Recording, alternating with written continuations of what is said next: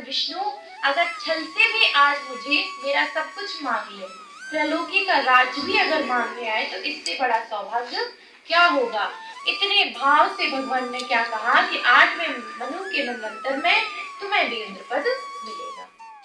कैसे माता गंगा त्रैलोकी में विराजमान रहती हैं, इस कथा का प्रारंभ हुआ।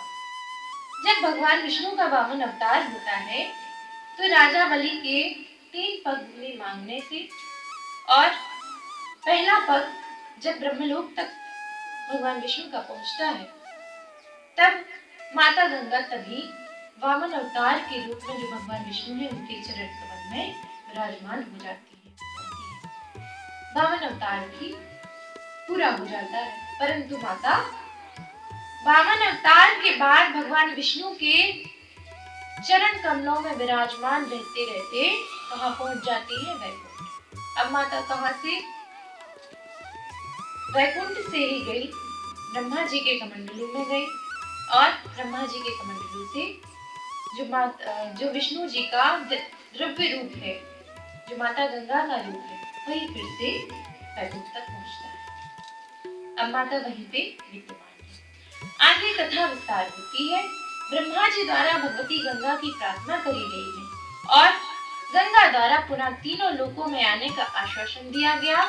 भागीरथ द्वारा भगवान विष्णु, भगवती गंगा और भगवान शिव की आराधना की गई है।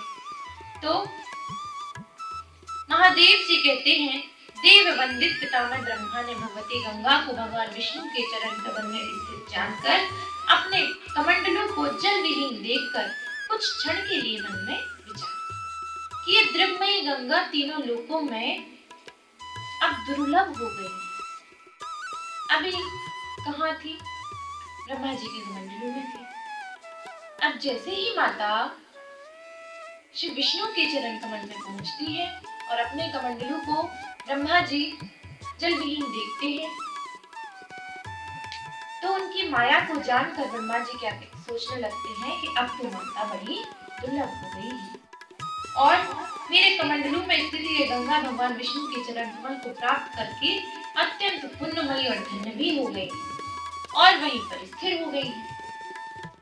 तो निश्चय ही स्वयं नदी होकर स्वर्गलोक, मृत्युलोक तथा पाताल लोक को पवित्र करती हुई सिद्ध जनों के सानिध्य को प्राप्त करेंगी। ऐसा किसने सोचा? ब्रह्मा जी ने सोचा। ऐसा विचार करके ब्रह्मा जी वैकुंठ लोक आए और उनके चरण कमलों में स्थित माता गंगा से प्रार्थना करने लगे कि चिरकाल तक प्रार्थना करने पर त्रैलोक पावनी गंगा ने भी उन्हें प्रत्यक्ष दर्शन दे दिए। इस प्रकार से वरदान भगवान ने दिया और इसमें कोई संशय नहीं है। इस प्रकार से कहा। भगवान विष्णु के ऐसे वचन सुनकर सभी अश्वों के साथ बलि उन्हें साष्टांग प्रणाम करके पाताल लोक को चले जाते हैं। जगन्नाथ सुरेश्वर भगवान विष्णु वैकुंठ लोक को चले गए और लोक पावनी गंगा उनके चरणों में स्थित हो गई। बोलो जगत जननी जगदम्बे मैया की जय। इस प्रकार से और माता कहती है कि मैं कुछ समय तक निश्चित रूप से भगवान विष्णु के शिव विग्रह में निवास करूंगी और